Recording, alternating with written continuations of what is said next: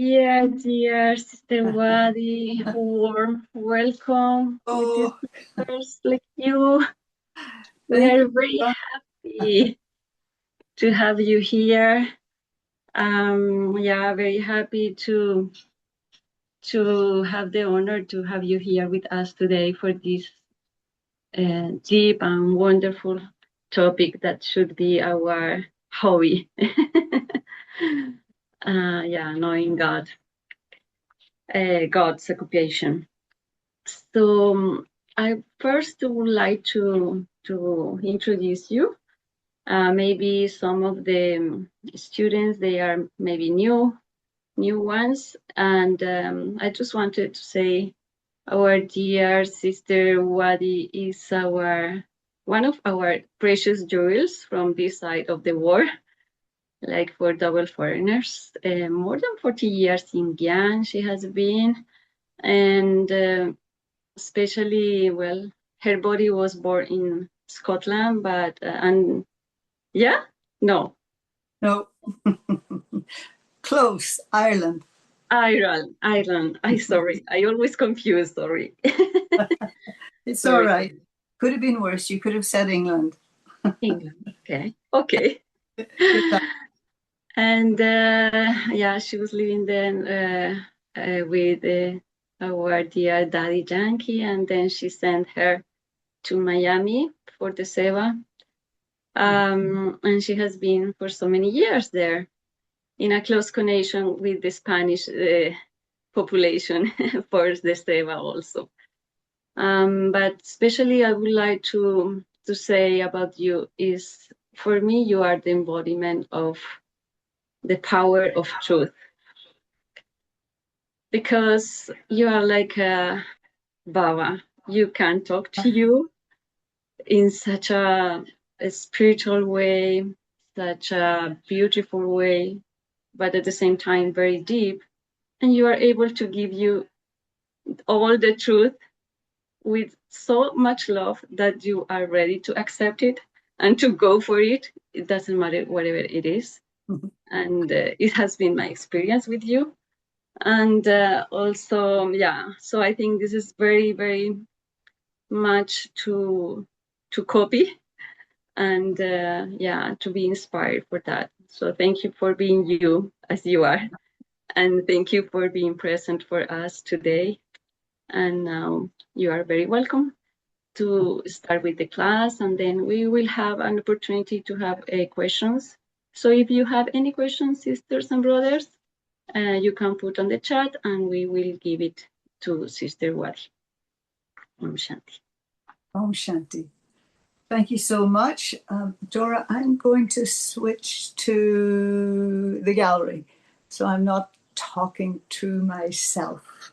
And I see some lovely places. Thank you for that very sweet introduction. I will try to live up to it. I can't say that I'm totally the embodiment of it, but we take this as a blessing. And you know, one thing you mentioned about Miami, Daddy sent me to Tampa first. And so the service here in Florida started in Tampa, and then Daddy sent me to Miami. I'd not thought about it before, but it was only when I came to Miami that I became very involved with the Spanish-speaking population. As you know, there are many more Spanish speakers in Miami than anywhere else in Florida, probably. And so that was in the drama, and for which I'm very thankful. So today's topic, the occupation of God. What is it that God does? And I asked the question in the class this morning, telling them that we were going to be taking up this topic. And there were variety answers, as you can imagine. And mostly when souls spoke of what it is that God does, they spoke about it more in relation to their own relationship with God, what it is that God does for them. And you mentioned truth. And if you ask people, not BKs especially, but in the world, whatever their religion, there are two things that people will say. They will say God is truth, and they will say God is love. Even though they may not have had the experience of that love, but there is faith that this is what God is. And they don't know that at the time that they're saying that God is truth and God is love, they are actually saying it for themselves. And I went through, when people come and do the course, it's maybe the same in Colombia, one of the questions we ask is, do you have a concept of God? First, do you have a concept? And secondly, what is your concept of God? And I just flipped through the cards this morning to get a sense. And there's a lot of similarities and a couple of things that keep coming up. The idea of omnipresence, the idea that God is everything, the idea that God does everything, and the idea that either God is in me or I am part of God. Now, which one of those are we going to cancel? Which one of those aren't true? I would say they're all true to some extent. But everything that is said,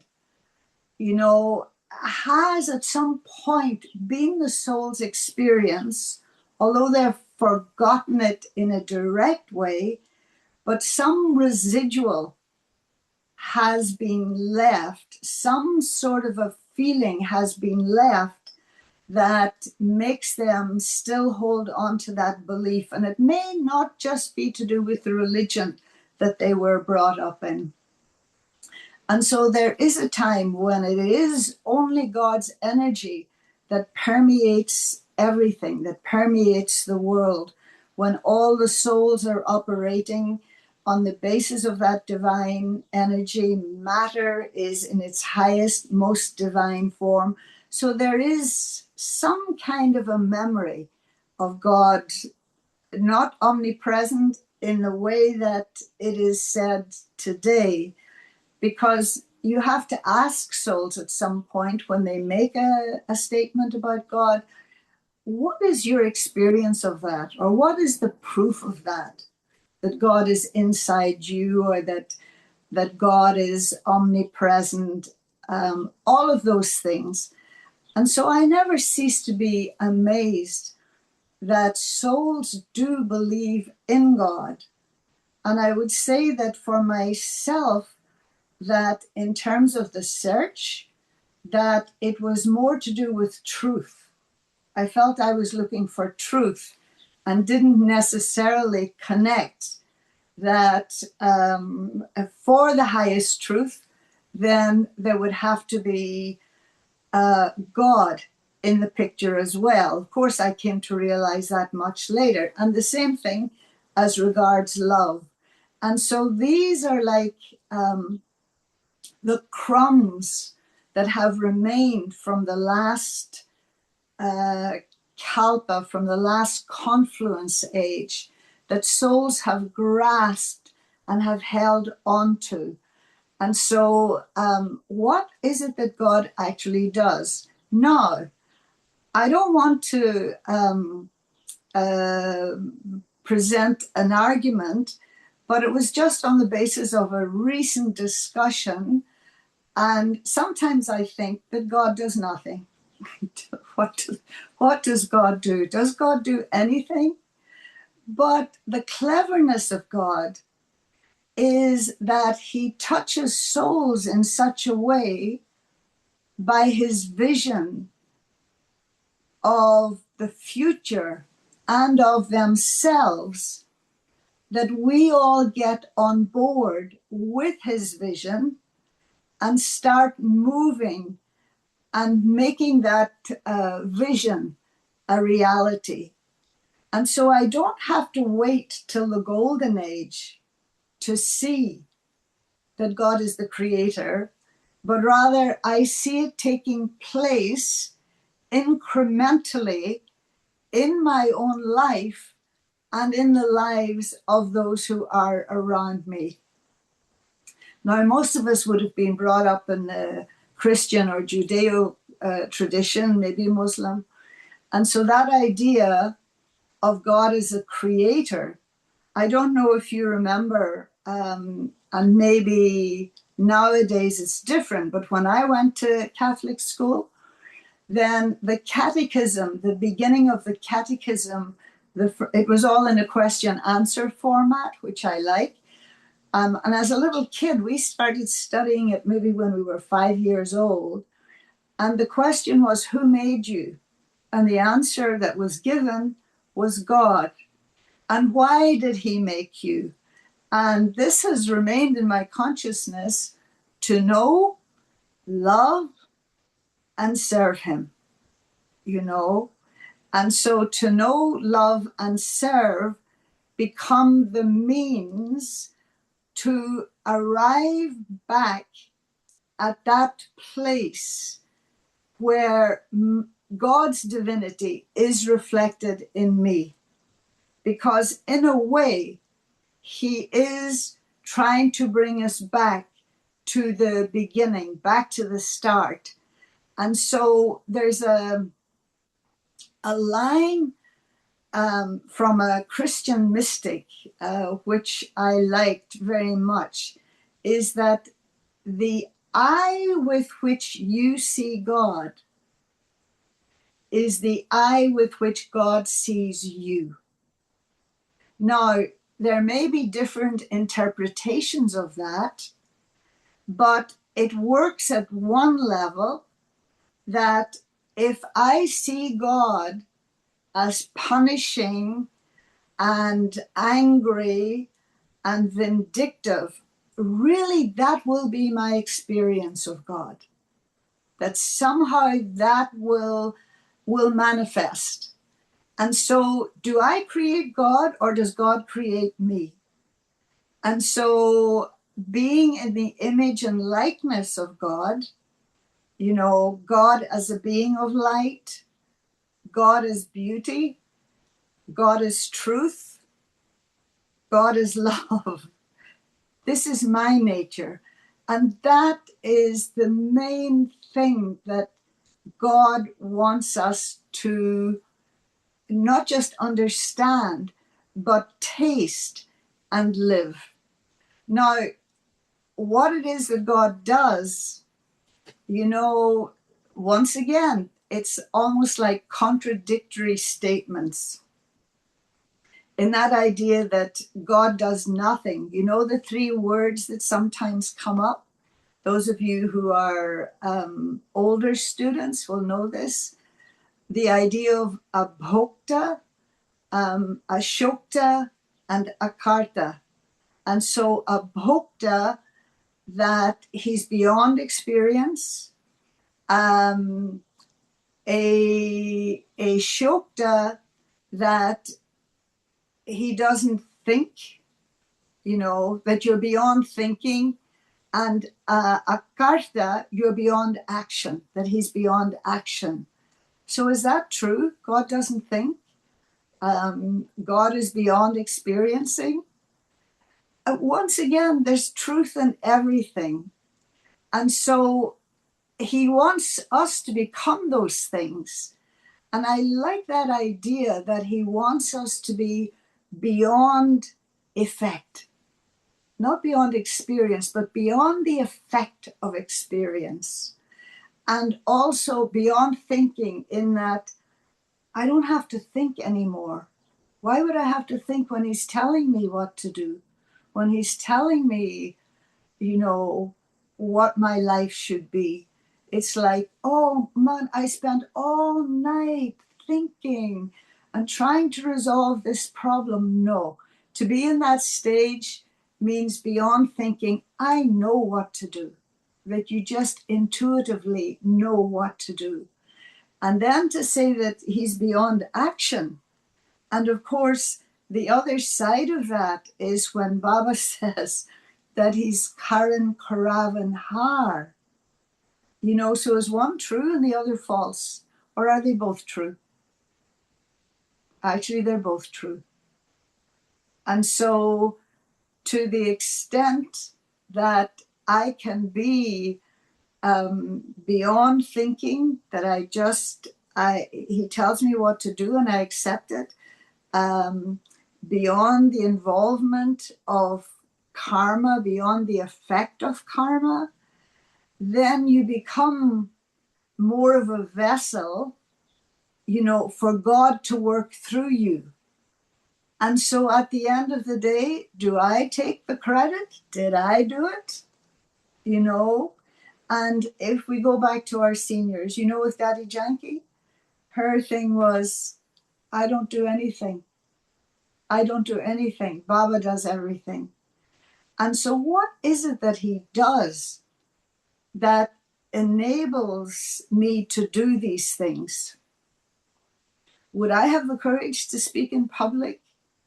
Would I be able to get up in the wee hours of the morning? Would I be able to sit in silence? Would I be able to turn my face away from the world knowing that it's empty and turn my face towards what he's offering instead?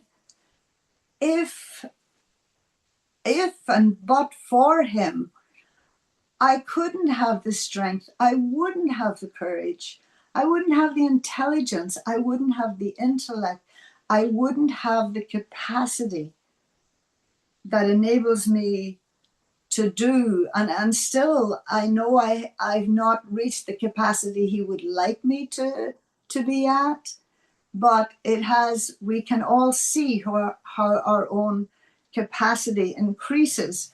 And, you know, I was thinking, you know, that in a kind of a way, you can mention all occupations and you can say that this is God's occupation, you know, whether it's the jeweler, what are so many of the other ones? He's a psychologist, he's the doctor, he's the teacher, he's all of those things. But absolutely all of those things he enables us to be as well. And one of the things I was thinking in this context of Baba as the director, because he knows the full movie, right? And he also knows who the actors are. And so just like a director is not so much interested in the person as the role she is going to be playing. And so when he's training her, you know, he's training her to play that role to its perfection, to its highest degree.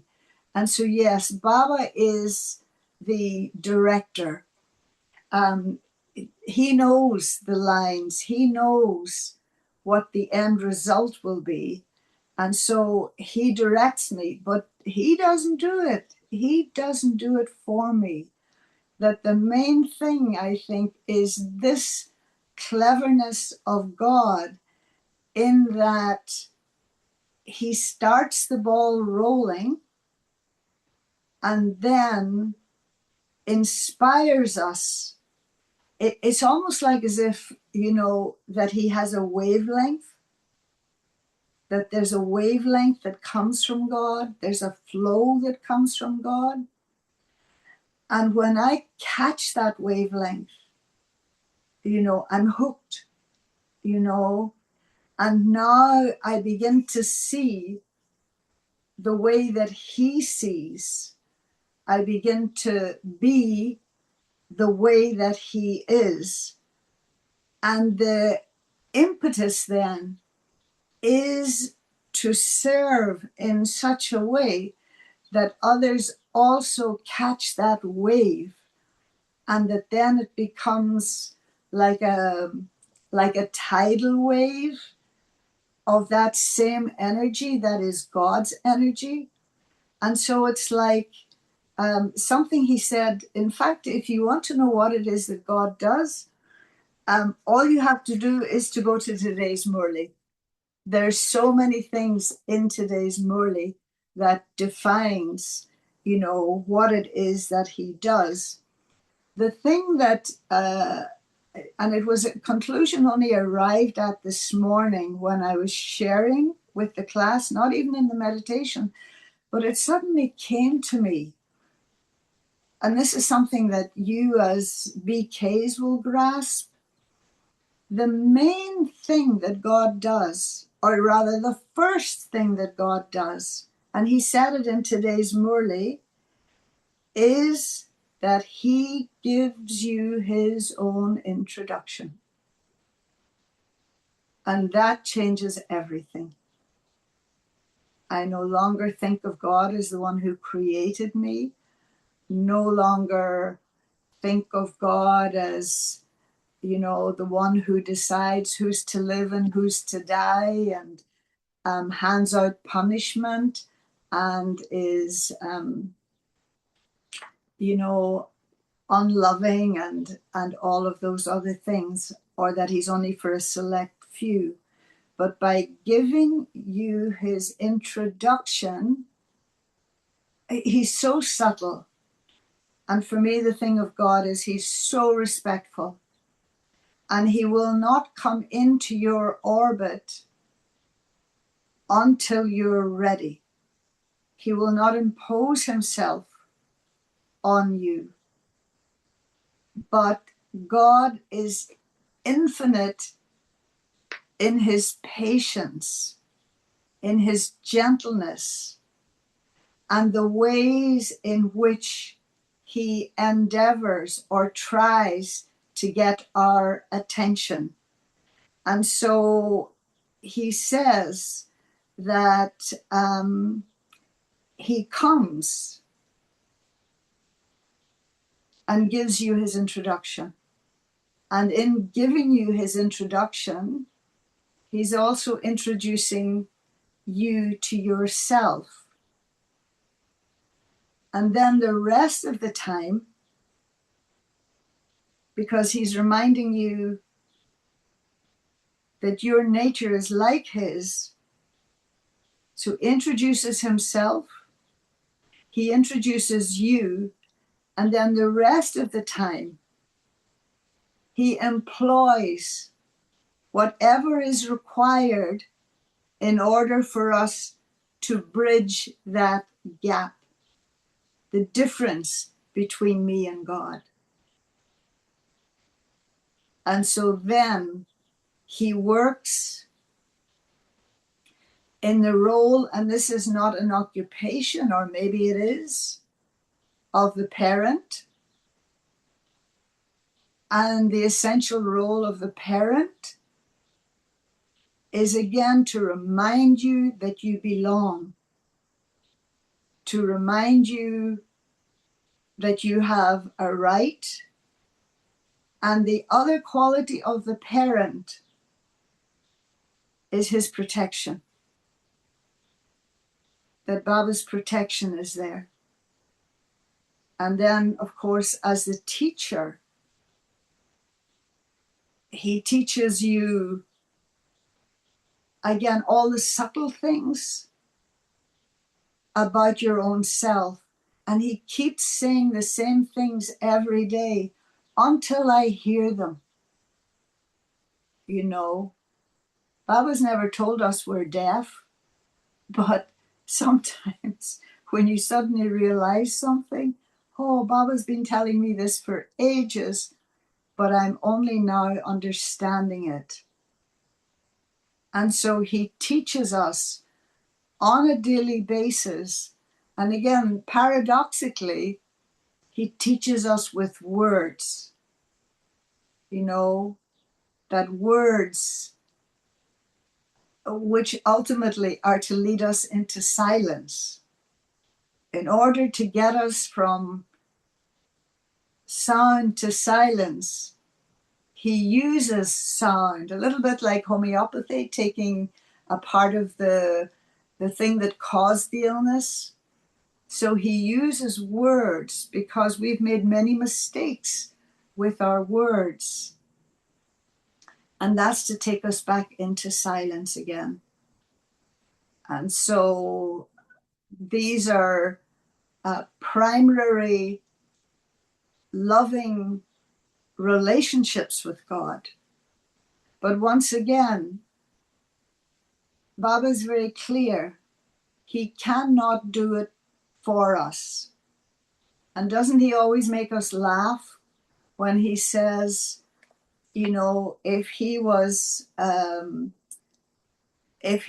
going to give you all the same marks, in a sense, if you were all the same, he does give equally, but we don't take equally. And so he said, if you all passed, you would all be sitting on top of each other on the throne. And yet, in his giving, there is no limit, there is no distinction, there is no difference. And it's in my capacity increases to the extent that my love for God also grows, right? Isn't that something I think that he said today?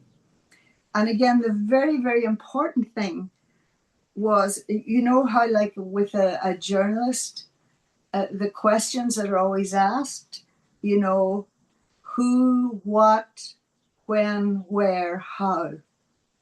And so the who, of course, is the Almighty, and what it is that he does, rather the important thing is when he does it. And there is a when.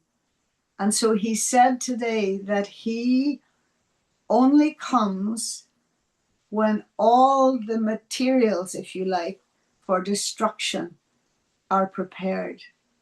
And so it's a very important thing, is that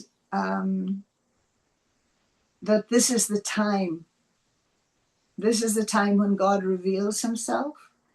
And it is something that in every religion, they are expecting that someone comes and reforms that which had gone wrong. And so Baba very gently, subtly, kindly is drawing us away from our investment in the old world. And God, he's also an investor because he invests every single thing that he has in each one of us. And so are his investments paying off? And the amazing thing is that, you know, once again, an investor expects to get something as a result of her investment. But Baba's only interested in what we get as a result of the investment, because we all know this, the word that Baba's the only one, the only soul, and it's fascinating. No one else says this except the BKs. Only God is altruistic. He doesn't get a return for what he does, right? And how interesting that even though, and again, as was mentioned this morning, you, on the basis of your actions, your elevated actions at this time, that you are remembered and praised. But the interesting thing is that as deities, you are only remembered and praised by a section of the world, you know, essentially Hinduism, right? But the amazing thing is that because you were not promoting yourself, because you were you saw Baba ask Karan Karavan Har, and you saw that it was Baba that was making you do it, right? At this time, the rest of the world remembers the one who made you do it, right? In Hinduism, they remember both things, both the ones who did it. Perhaps in some other faith traditions, the angels are remembered. But by and large, so you're remembered as the beings who did something, but the whole world remembers the one who actually did it, because you were able to step aside and see, like Daddy Janki, that God was using you to do it.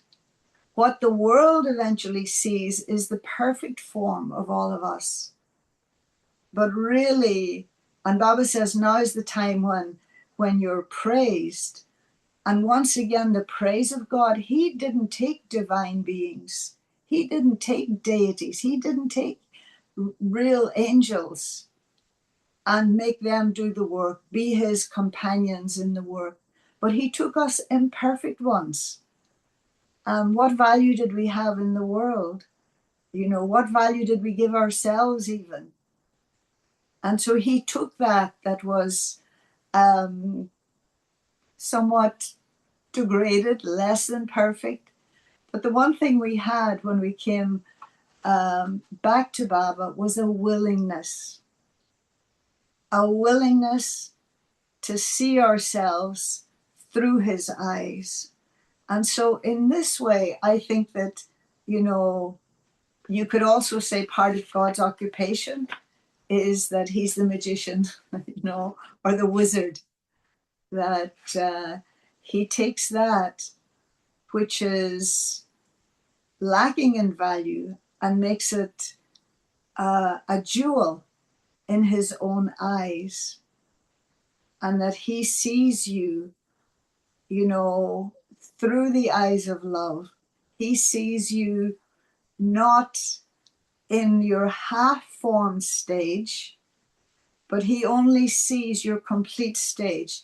And this is a quality of Bholanath, the innocent Lord. He does not get caught up in nor reprimands us for our imperfections. And he's also Bholanath in that he's been accused by the world of so many things for which he's not responsible. He doesn't cause the death and the destruction and the punishing and all the rest of it. And so he really is the innocent Lord. And again, what else was he saying today? This thing of only by having remembrance will your sins be absolved. Does Baba really purify us? It's once again, this is churning. Churning, you're permitted to go off in different directions as long as you arrive back at the truth of the thing, you know. And so how does God purify us? And I think it's more this idea, when the question was being asked this morning, what does God do for you? Write down the question, ask yourself, what does God do for you? And don't give me a jnani answer. Don't give yourself a jnani answer, but a practical, experiential answer. And I would say, or the thought that came to me was, he softens me. He softens me. And what needs to be softened is that thing that would have challenged him, which is my ego, you know. And so that, you know, and I asked the class this morning, you know, in the world, if you've done something wrong, then you're supposed to accept you did the wrong thing, and you're supposed to ask for forgiveness, and you're supposed to make restitution. You're supposed to make right if you stole something from somebody or something like that. You're supposed to pay them back again. And yet God purifies all that without me having to do anything.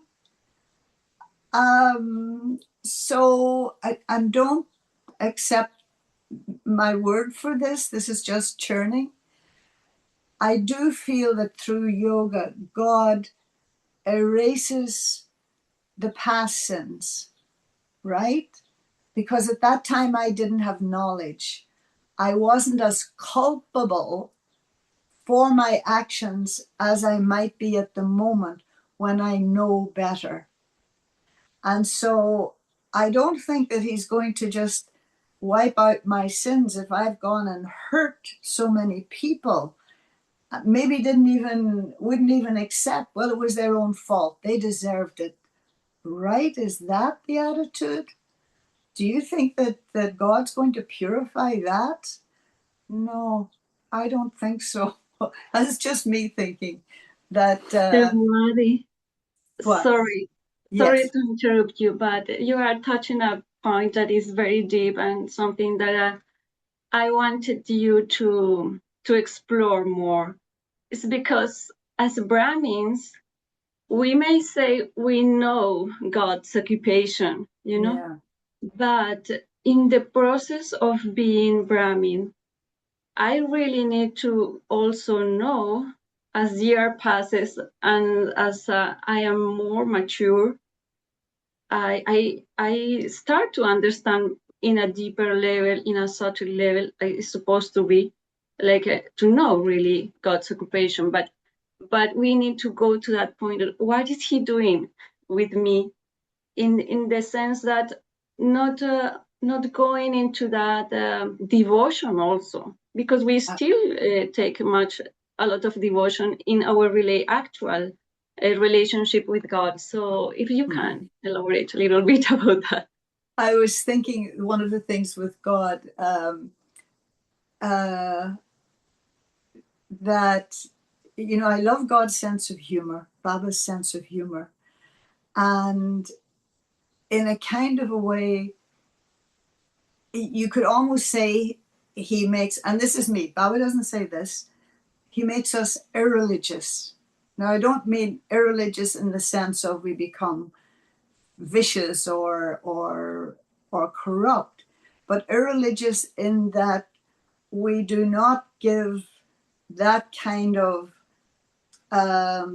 devotion to religion. He allows us to, parse it, to be able to separate what is blind faith and what is the truth of the thing. I remember when I came to Baba and I was hearing Murlis, I didn't yet understand Gyan, and I certainly didn't even like the Murlis. And when I heard the Murlis, it seemed he was being critical of everyone, the sannyasis, the gurus, the devotees, all of that. I thought, well, he complains a lot. But then I came to realize no one but God could do that. And this is what Brother Jagdish had said that made him realize it was God, because in holy India, you do not criticize the sannyasis, the gurus, the pundits, the devotees, the rituals, etc., etc. And so for him, Brother Jagdish, one of our main yogis, that made him believe that it was God. And so even still, I sometimes people have to separate their devotion, the ideas they've carried over from the path of devotion, to what is the actual truth as Baba explains it, right? That I would say, just something that Brother Ken was mentioning the other day when he was with us, that there are many uh,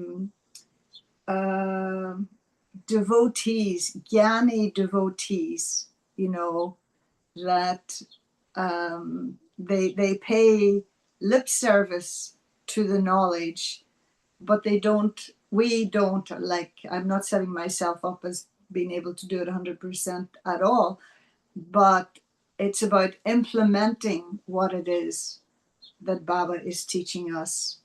And so the behavior, and that was there in today's Murli as well.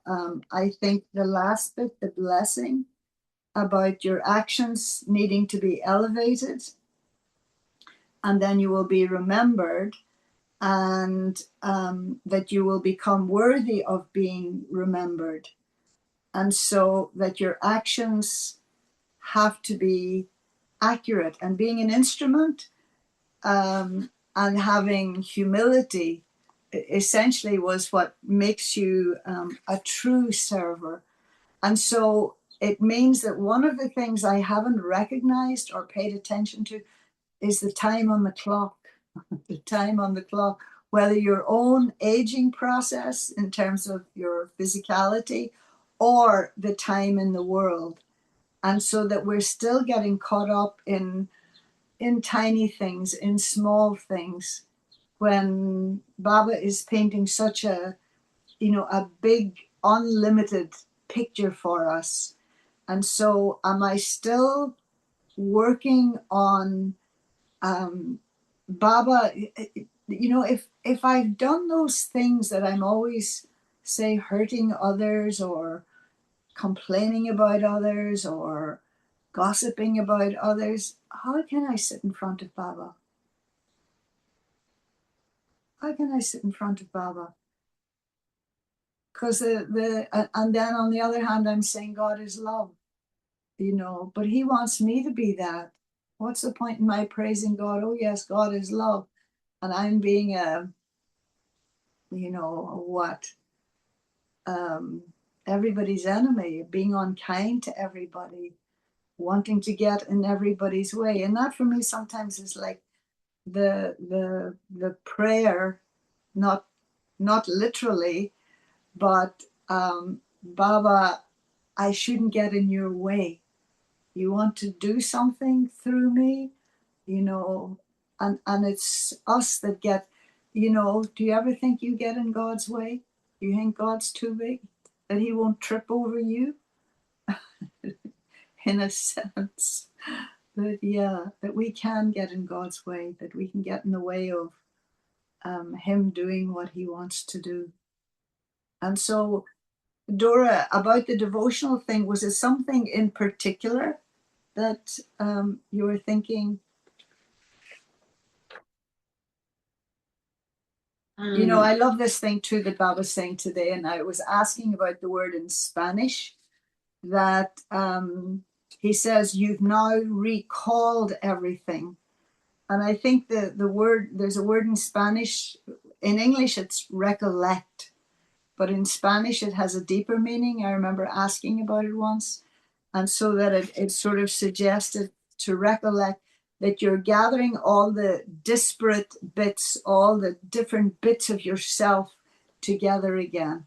It's like Baba's putting all the pieces of our heart back together again, and all the pieces of our head back together again, so that both my head and my heart, you see this thing in Catholicism, where they cross themselves here on the mouth and on the heart.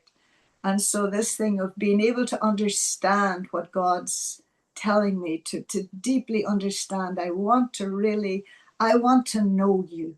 I want to know you, and He's revealing Himself. He says, I want you to know me too, and I want you to know yourself. Then let me speak your words, that God trusts His words in my mouth. Have you ever had, you have a friend and that your name will only come out of that one's mouth with goodness and qualities and virtues attached to it. And so God trusts His words, His gyan in my mouth. And then that my heart should be, as Daddy Kamarka used to say, as wide as the river, that you accommodate, and that everyone has the feeling of belonging, because you, at some level, are representing Baba's words, Baba's teachings, Baba's ideal, and it's a responsibility as well as a great honor.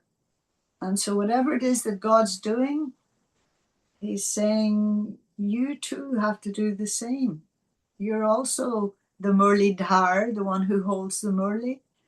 You're also the one who gives comfort, the one who shines a light, awakens souls.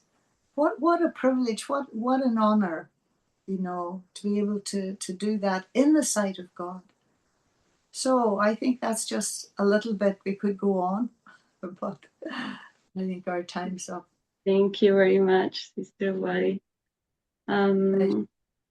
Yeah, here we have another question, and there are two questions, and I will read it together so you can choose or maybe summarize a little bit. Okay. Because we don't have much time. But okay, the questions are first, like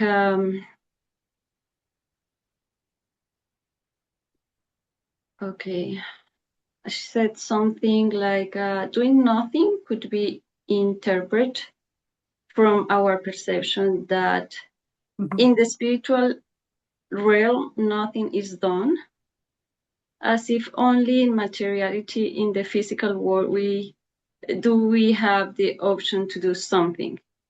Oh, this is very nice. What I'm understanding, if I grasp it, because really God's energy, although there's the manifestation in terms of the words, but that it is all done on a spiritual realm. It is all done in a subtle context. And so that's why we were mentioning earlier about catching that wave.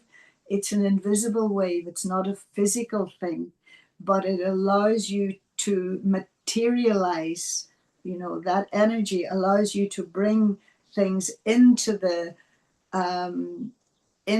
material world, that things appear, just like we all have the experience of, and again, if I'll use as an example Daddy Janki. We could even now use Sister Mohini, but particularly Daddy, because that's what I grew up with. Daddy spent a lot of her time, although she traveled around the world until she was even over 100 years old, but she would sit and she would radiate, And the amazing thing about Daddy was that she might ask you to do something, and your instant response would be, "Oh, it's not possible," And I remember this for myself too.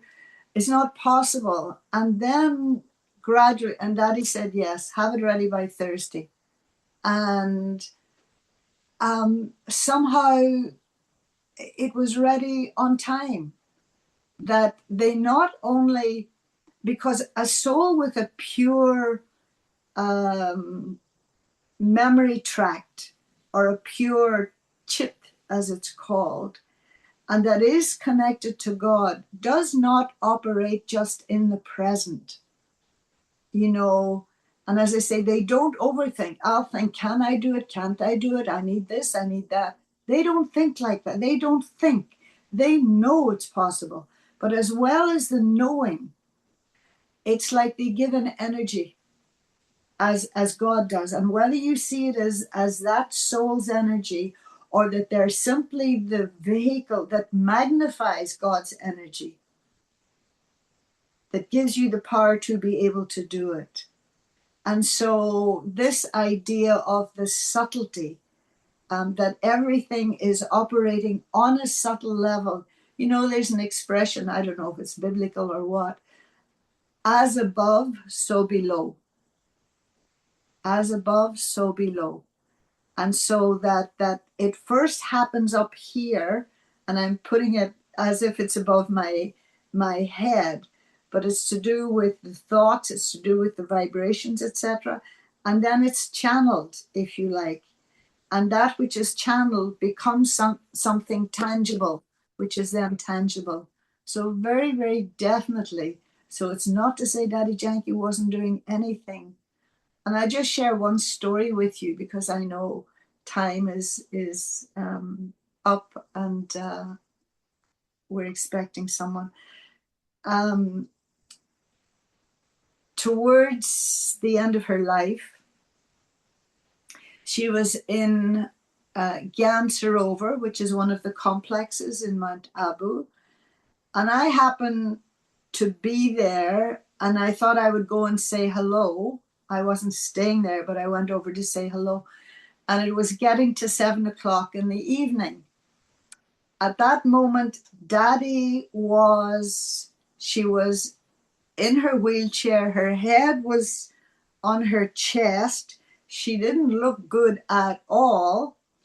And Sister Hansa was fussing around her, and she said, Daddy's going to class.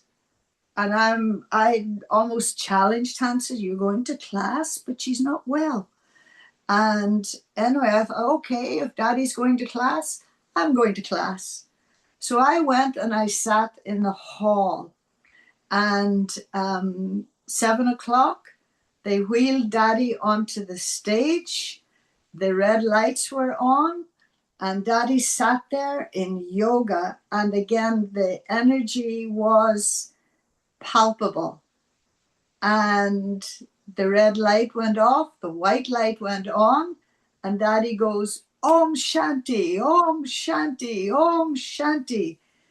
And in that moment, I realized it wasn't that the crowd, the gathering, was giving her energy, but that she knew her customers. I'm using that very gross word in this context.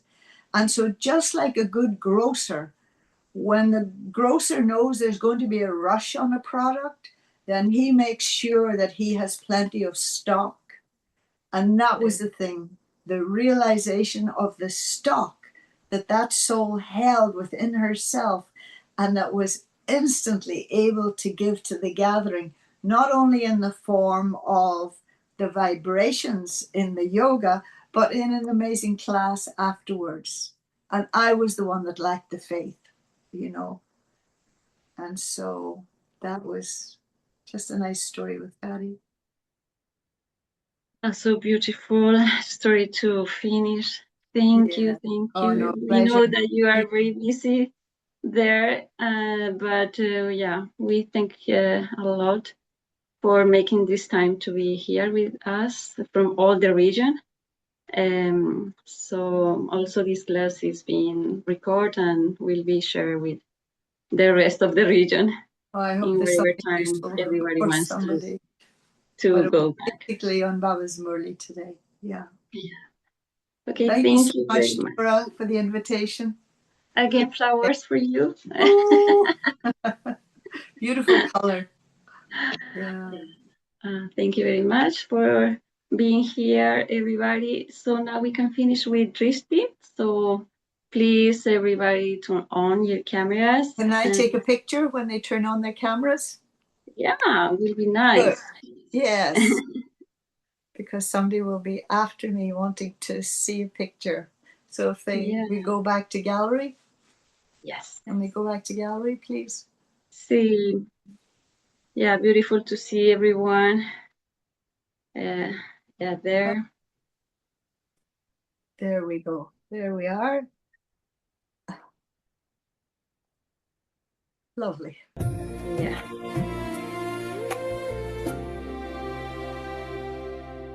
चलते फिरते उठते बैठते एक ही बात दिल में चले मैं देह नहीं मैं ज्योति स्वरूप आत्मा हूँ मैं पवित्र आत्मा हूँ मैं शक्तिशाली आत्मा हूँ मैं पूर्वज आत्मा हूँ मैं श्रेष्ठ आत्मा हूँ करण करावन हार बाबा है मैं निमित्त आत्मा हूँ मैं मास्टर सर्वशक्तिमान हूँ बाबा मेरे साथ है मैं बाप सम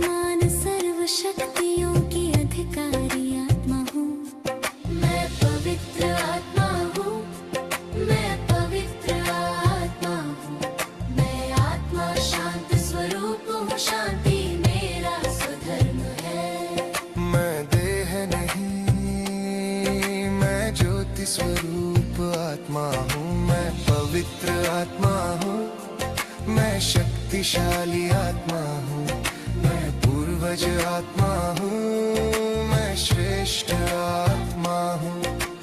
करण करावन हार बाबा है, मैं निमित्त आत्मा हूँ। मैं आत्मा हूँ, मैं पवित्र आत्मा हूँ।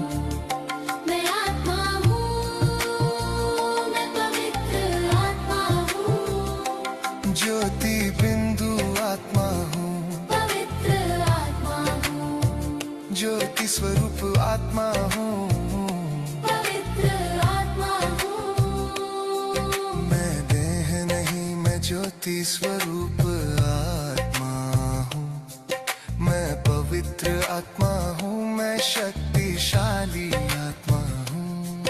मैं पवित्र आत्मा हूँ, मैं श्रेष्ठ आत्मा हूँ। करण करावन हर बाबा है, मैं निमित्त आत्मा हूँ।